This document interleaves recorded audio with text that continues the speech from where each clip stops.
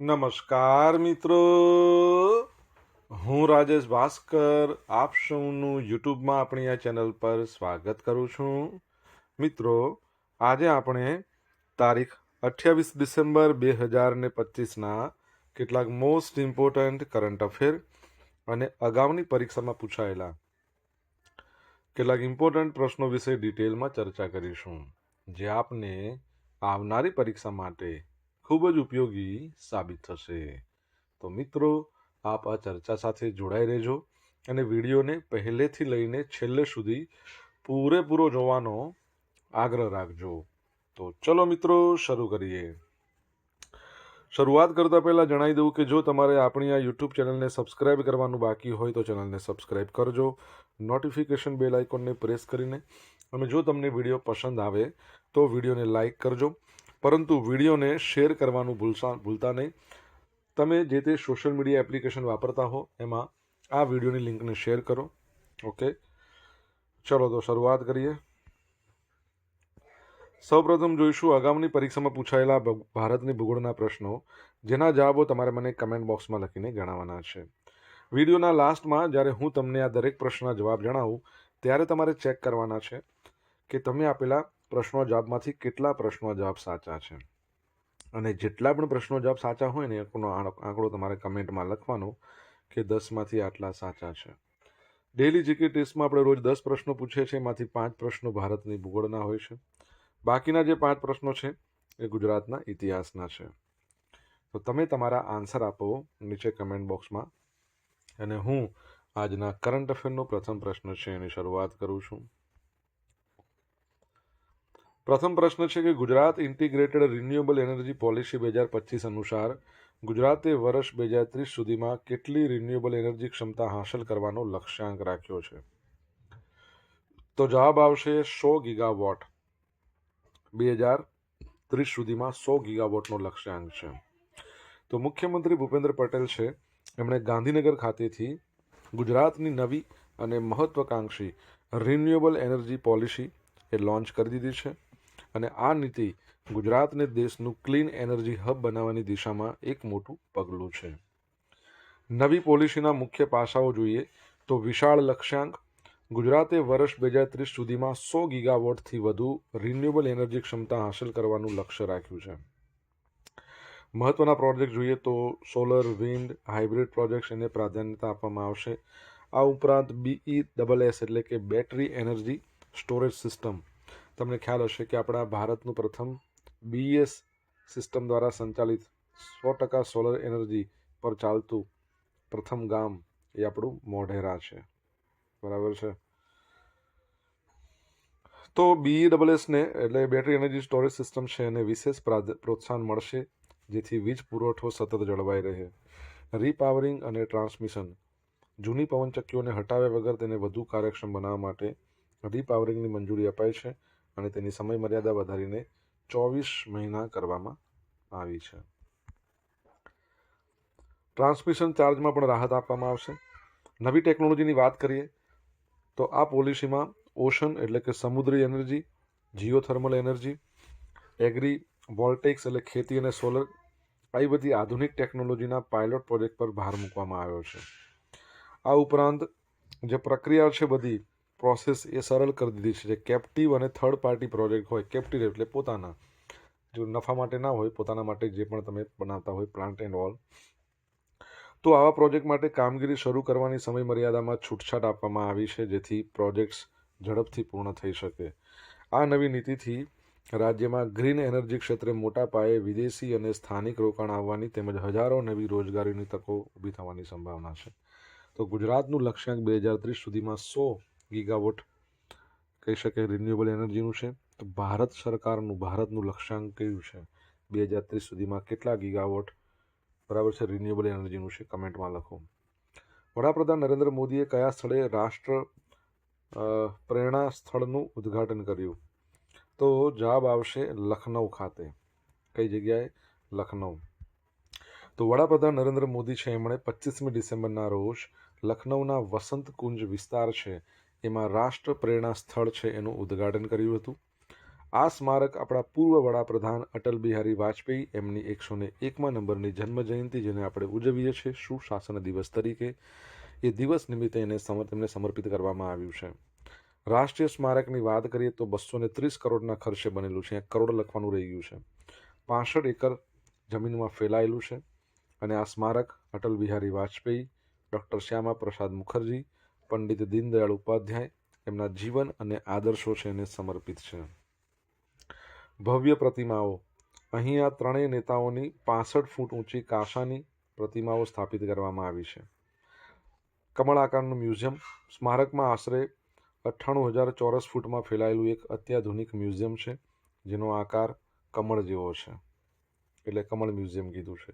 આ ઉપરાંત આ મ્યુઝિયમમાં ડિજિટલ અને ઇમર્સિવ ટેકનોલોજી દ્વારા ભારતના રાજકીય ઇતિહાસ અને નેતાઓના યોગદાનને દર્શાવવામાં આવ્યું છે. હવે સંદેશ શું આપે છે? આ સ્થળનો મુખ્ય હેતુ એ જ છે કે નિસ્વાર્થ નેતૃત્વ અને સુશાસનના મૂલ્યોને આવનારી પેઢી સુધી પહોંચાડવાના છે. ઓકે, અહીંયા તમને ખબર છે 65 ફૂટની આ લોકોની પ્રતિમા છે. ત્રણની બ્રોન્ઝ પ્રતિમા એ સ્થાપિત કરવામાં આવી. ઓકે, રામ સુતાર છે એના કહી શકીએ આર્કિટેક્ટ. રિસન્ટલી આપણે ખબર હોય તમને તો આપણે ભણ્યા હતા કે ભગવાન શ્રી રામની 77 ફૂટ ઊંચી પ્રતિમાનું વડાપ્રધાન નરેન્દ્ર મોદી છે એમના દ્વારા અનાવરણ કરવામાં આવ્યું. કયા સ્થળે તમારે જણાવવાનું છે કમેન્ટ બોક્સમાં લખીને. સાત્વિક સાઈરાજ રિંકી રેડ્ડી અને ચિરાગ શેટ્ટીએ બેડમિન્ટન વર્લ્ડ ફેડરેશન ટૂર ફાઇનલ્સમાં બ્રોન્ઝ જીત્યો. અને રામ સુતારની વાત કરીએ, એમનું રિસન્ટલી અવસાન થઈ ગયું 100 વર્ષની એજ પર. તો ચીનના હાંગઝાઉમાં યોજાયેલી badminton world federation world tour ફાઇનલ્સમાં ભારતની જે સ્ટાર જોડી કહી શકાય બેડમિન્ટનમાં, કોણ? સાત્વિક સાઈરાજ રિંકી રેડ્ડી અને ચિરાગ શેટ્ટી, એમણે બ્રોન્ઝ મેડલ જીત્યો છે. સેમિફાઇનલમાં મુકાબલો સ્થાનિક ચીની જોડી લિયાંગ વેઈ કેંગ અને વાંગચાંગ સામે થયો હતો. રોમાંચક મુકાબલામાં ભારતીય જોડીનો 10-21, 21-17 અને 21-13ના સ્કોરથી પરાજય થયો હતો. આ ટુર્નામેન્ટના ઇતિહાસમાં ભારતીય શટલર દ્વારા જીતવામાં આવેલો આ માત્ર બીજો મેડલ છે. ભૂતકાળમાં 2018માં પીવી સિંધુ એમણે વુમન્સ સિંગલ્સનું ટાઇટલ જીત્યું હતું, જેઓ આ સ્પર્ધામાં ગોલ્ડ મેડલ જીતનાર એકમાત્ર ભારતીય છે.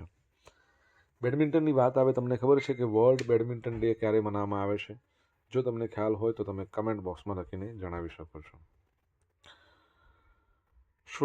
મિત્રો, વિડીયો પસંદ આવ્યો હોય, ભણવાની મજા આવી હોય તો વિડીયોને એક લાઇક કરો, તમારા મિત્રો જોડે વિડીયોની લિંકને શેર કરો અને આપણી બંને યુટ્યુબ ચેનલ રાજેશ ભાસ્કર 2 જો સબસ્ક્રાઇબ કરવાનું બાકી હોય તો સબસ્ક્રાઇબ કરો, નોટિફિકેશન બેલ આઇકોનને પ્રેસ કરીને.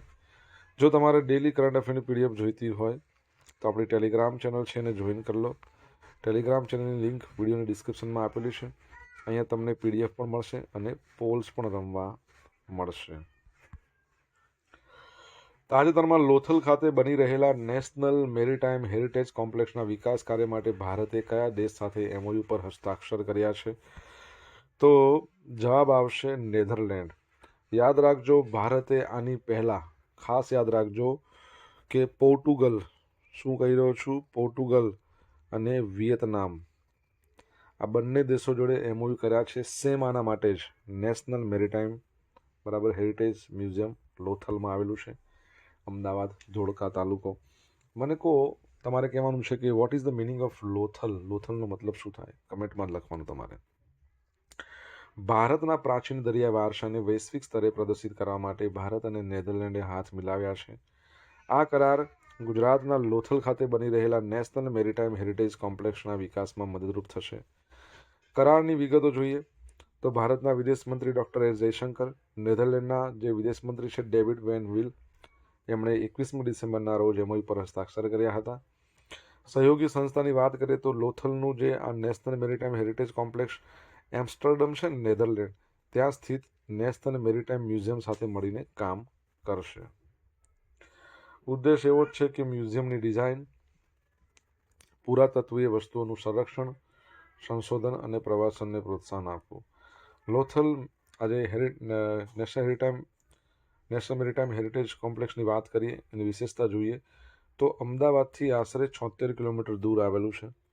સિંધુ ખીણની સભ્યતાનું 4500 વર્ષ જૂનું અને વિશ્વનું સૌથી જૂનું માનવ સર્જિત ડોકયાર્ડ અહીંયા આવેલું છે.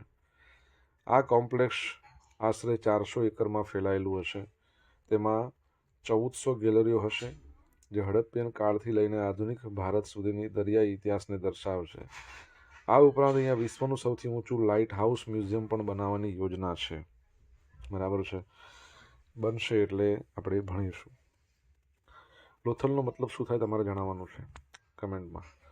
તાજેતરમાં India EU ideathon on marine plastic pollution કયા શહેરમાં યોજાયો? તો જવાબ આવશે ભુવનેશ્વર. ઓડિશાનું જે કેપિટલ છે ભુવનેશ્વર. બરાબર છે. તમને ખ્યાલ હોય તો આ વર્ષે 2025માં પ્રવાસી ભારતીય દિવસ છે એની રાષ્ટ્રીય કક્ષાની ઉજવણી થઈ હતી. કેટલામાં નંબરનો હતો મને કહો કમેન્ટ બોક્સમાં લખીને. તો ઓડિશાના ભુવનેશ્વર ખાતે 10 ડિસેમ્બરના રોજ ઇન્ડિયા EU આઈડિયાથોનનું સમાપન સમારોહ યોજાયો, જે દરિયાઈ પ્લાસ્ટિક પ્રદૂષણ સામે લડવા માટે એક સીમાચિહ્નરૂપ પહેલ છે. આ કાર્યક્રમ ભારત સરકારના મુખ્ય વૈજ્ઞાનિક સલાહકાર, યુરોપિયન યુનિયનના પ્રતિનિધિ મંડળ દ્વારા સંયુક્ત રીતે આયોજિત કરવામાં આવ્યો હતો, જેમાં ભારત અને યુરોપના 50થી વધુ સંશોધકો અને સ્ટાર્ટઅપ્સે એમણે ભાગ લીધો હતો. આઈડિયાથોનની વાત કરીએ એના હેઠળ 3 મુખ્ય પડકારો, એના માટે વિજેતાઓની જાહેરાત કરવામાં આવી છે, જેમાં પ્લાસ્ટિકની ઓળખ માટે ઓશન રેઝિલિયન્સ ઇન્ડિયા ટેકનોલોજી, એના દ્વારા પ્લાસ્ટિક દૂર કરવા માટે કહી શકીએ નોટિલસ નેક્સસ, અને સમુદાય જાગૃતિ માટે ટ્રેસટ્રેક એપ, આ બધા વિજેતા બન્યા હતા. હવે દરેક ટીમને કહી શકાય કે 5 લાખ રૂપિયાનું રોકડ ઇનામ તેમના પ્રોજેક્ટના મોટા પાયે અમલી બનાવવા માટે જે ઇન્ક્યુબેશન સપોર્ટ છે આપવામાં આવ્યો હતો. આ પહેલ India EU trade and technology કાઉન્સિલના માધ્યમથી દરિયાઈ જીવસૃષ્ટિ અને માનવ સ્વાસ્થ્યના રક્ષણ માટે વૈજ્ઞાનિક સહયોગ મજબૂત કરવાનો ઉદ્દેશ ધરાવે છે. ઓકે, આગળ વધીએ. સંથાલી ભાષામાં ભારતના બંધારણનું વિમોચન. રાષ્ટ્રપતિ શ્રીમતી દ્રૌપદી મુર્મુએ 25 ડિસેમ્બરના રોજ ઓલ ચિકી લિપિમાં સંથાલી ભાષાના બંધારણનું વિમોચન કર્યું. આ પ્રસંગ વધુ ખાસ છે કારણ કે આ વર્ષ આ લિપિનું 100મું નંબરનું શતાબ્દી વર્ષ છે.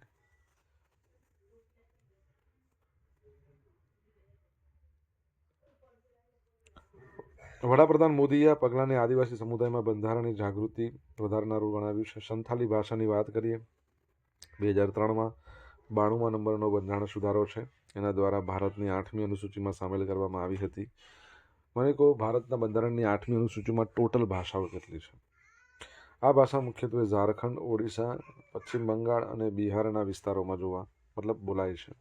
ઓકે, બંધારણની વાત આવે, તમને ખબર છે કે બંધારણ રચવામાં કેટલો સમય લાગ્યો હતો? 2 વર્ષ 11 મહિના 18 દિવસ, અને 26મી નવેમ્બર 1949માં અપનાવવામાં આવ્યું અને 26 જાન્યુઆરી 1950માં અમલમાં આવ્યું. બંધારણના ઘડવૈયા ડૉક્ટર બાબા સાહેબ આંબેડકરને કહેવાય છે. બંધારણ દિવસ 26 નવેમ્બરે મનાવીએ છીએ. બંધારણ હત્યા દિવસ 25 જૂન. સોશિયલ મીડિયાના માધ્યમથી મારી સાથે કનેક્ટ રહી શકો છો. ઇન્સ્ટા આઈડી છે rajesh.i.bhaskar, ફેસબુક આઈડી છે RI ભાસ્કર, અને ટેલિગ્રામ ચેનલ રાજેશ ભાસ્કર, જ્યાં તમને ડેલી કરંટ અફેરની PDF તો મળશે જ, સાથે તમને રોજ પોલ્સ રમવા મળશે. જો ભણવાની મજા આવી હોય તો વિડીયોને લાઇક કરો, તમારા મિત્રો જોડે વિડીયોની લિંકને શેર કરો, ચેનલ સબસ્ક્રાઇબ કરવાનું બાકી હોય તો સબસ્ક્રાઇબ કરો, નોટિફિકેશન બેલ આઇકોનને પ્રેસ કરીને.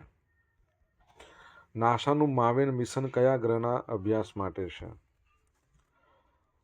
તો મંગળ. અહીંયા ટપકું રહી ગયું છે મંગળમાં. કયા માટે છે? મંગળ થઈ ગયો, મંગળ. તો નાસાએ મંગળ ગ્રહના વાતાવરણના રહસ્યોને ઉકેલવા માટે છેલ્લા 10 વર્ષથી કાર્યરત એનું જે માવેન એટલે કે Mars atmosphere and volatile evolution orbiter સાથેનો સંપર્ક ગુમાવી દીધો છે. એકચ્યુઅલી 2013માં એને લોન્ચ કરવામાં આવ્યું હતું. આ સ્પેસક્રાફ્ટ છે ને 2014ની અંદર મંગળની ભ્રમણ કક્ષામાં પહોંચ્યું હતું. આપણું ભારતનું મંગળયાન જ્યારે પહોંચ્યું હતું ને ત્યારની જ વાત છે. આ યાનનો મુખ્ય હેતુ એવો હતો, મંગળની સપાટી એટલે મંગળની વાતાવરણ છે કેવી રીતે અવકાશમાં નષ્ટ થઈ રહી છે એનો અભ્યાસ કરવાનો. હવે આ મિશનનું મૂળભૂત રીતે 2 વર્ષ માટે જ હતું આયોજિત. અત્યાર સુધી ચાલતું હતું, 10 વર્ષ ચાલ્યું, 10 વર્ષ કરતાં વધારે. એ બોનસ જ કહેવાય. એણે અપેક્ષા કરતાં વધુ લાંબુ આયુષ્ય ભોગવીને અનેક મહત્વપૂર્ણ વૈજ્ઞાનિક ડેટા પૂરા પાડ્યા છે.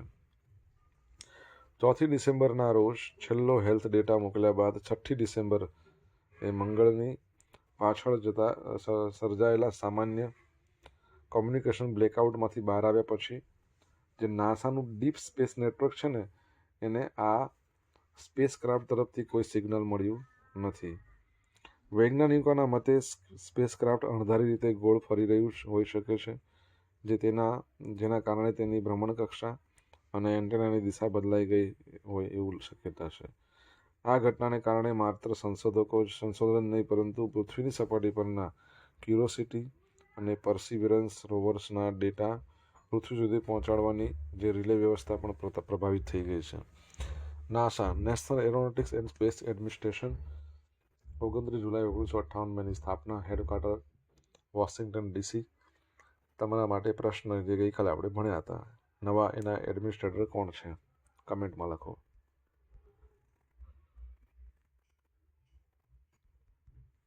ICC player of the month November 2025. તો મહિલા પ્લેયરની અંદર વાત કરીએ, સફાલી વર્મા ભારત. વર્લ્ડ કપ ફાઇનલમાં દક્ષિણ આફ્રિકા સામે 87 રન અને 2 વિકેટ ઝડપી ઓલરાઉન્ડર પ્રદર્શન. સફાલીનો આ પ્રથમ વખતનો એવોર્ડ છે. પુરુષ પ્લેયર ઓફ ધ મંથની વાત કરીએ તો સાયમન હાર્બર દક્ષિણ આફ્રિકા. ઓકે, ભારત સામેની ટેસ્ટ શ્રેણીમાં 17 વિકેટ ઝડપી અને તેના પ્રદર્શનથી દક્ષિણ આફ્રિકાને ભારતમાં 2-0થી ઐતિહાસિક શ્રેણી જીત મળી હતી. ઓકે, હવે જોઈશું આગામી પરીક્ષામાં પૂછાયેલા ભારતની ભૂગોળના પ્રશ્નો. પહેલો પ્રશ્ન, ભારતમાં કાગળની પ્રથમ મિલ ક્યાં સ્થપાઈ? ભારતની વાત ચાલે છે, બરાબર છે. શું છે? શ્રીરામપુર. મંડોવી અને જુઆરી નદીઓ કયા રાજ્યમાં છે? ગોવા, ગોન. સિંદરી શાના માટે પ્રખ્યાત છે? તો રાસાયણિક ખાતરો માટે. પાલઘાટ કયા બે રાજ્યોને જોડે છે? કેરળ અને તમિલનાડ. મુરા કયા પ્રાણીની પ્રજાતિ છે? તો ભેંસની પ્રજાતિ છે મુરા. હવે મિત્રો જોઈશું અગાઉની પરીક્ષામાં પૂછાયેલા ગુજરાતના ઇતિહાસના પ્રશ્નો.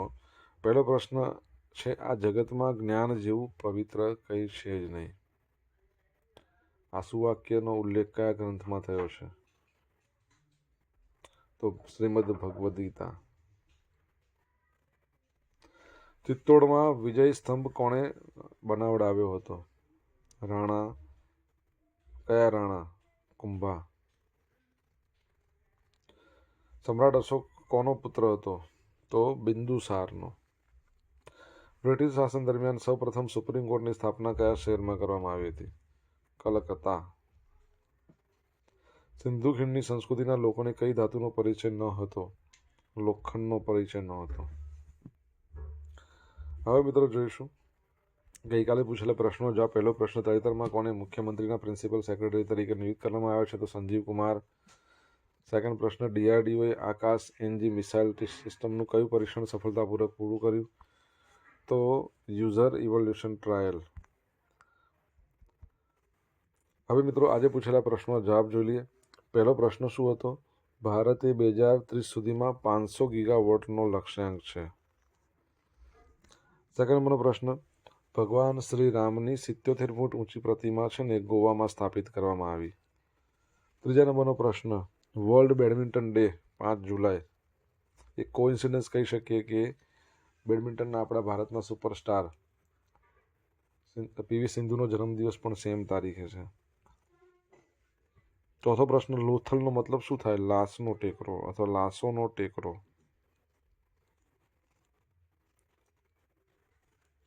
પાંચમા નંબરનો પ્રશ્ન, ભુવનેશ્વરની વાત કરીએ તો 18મા નંબરનો પ્રવાસી ભારતીય દિવસ મનાયો હતો. ત્યારબાદનો પ્રશ્ન, ભારતમાં બંધારણમાં 8મી અનુસૂચિની અંદર બંધારણ માન્ય ભાષાઓ કેટલી? 22 છે. ઓકે, 7મા નંબરનો પ્રશ્ન જોઈશું. નાસાના નવા એડમિનિસ્ટ્રેટર આવ્યા છે, શું નામ છે એમનું? ઝેરેડ લખાતું નથી, આઇઝેકમેન. ઝેરેડ આઇઝેકમેન.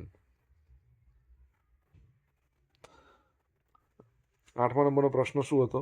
આઈસીસી. અચ્છા, 8મા નંબરનો પ્રશ્ન હતો જ નહીં ને.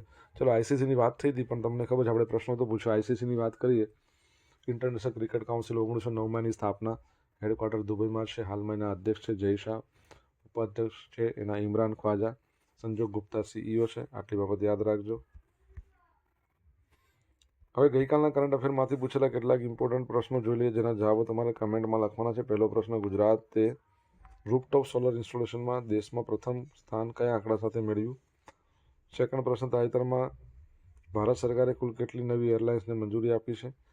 જો જવાબ આવડતો હોય તો કમેન્ટ બોક્સમાં લખીને જણાવજો. આ હતા આજના દિવસના કેટલાક મોસ્ટ ઇમ્પોર્ટન્ટ કરંટ અફેર. સાથે આપણે જોયું અગાઉની પરીક્ષામાં પૂછાયેલા કેટલાક ઇમ્પોર્ટન્ટ પ્રશ્નોના જવાબોની સાથે. આશા રાખું બધાને ભણવાની મજા આવી હશે. મજા આવી તો વિડીયોને લાઇક કરો, તમારા મિત્રો જોડે વિડીયો લિંકને શેર કરો. આપણી બંને યુટ્યુબ ચેનલ રાજેશ ભાસ્કર 2ને સબસ્ક્રાઇબ કરો, નોટિફિકેશન બેલ આઇકોનને પ્રેસ કરીને. તો મિત્રો, thank you so much for watching this video. Have a nice day. Jai Hind, જય ભારત, જય જય ગરવી ગુજરાત.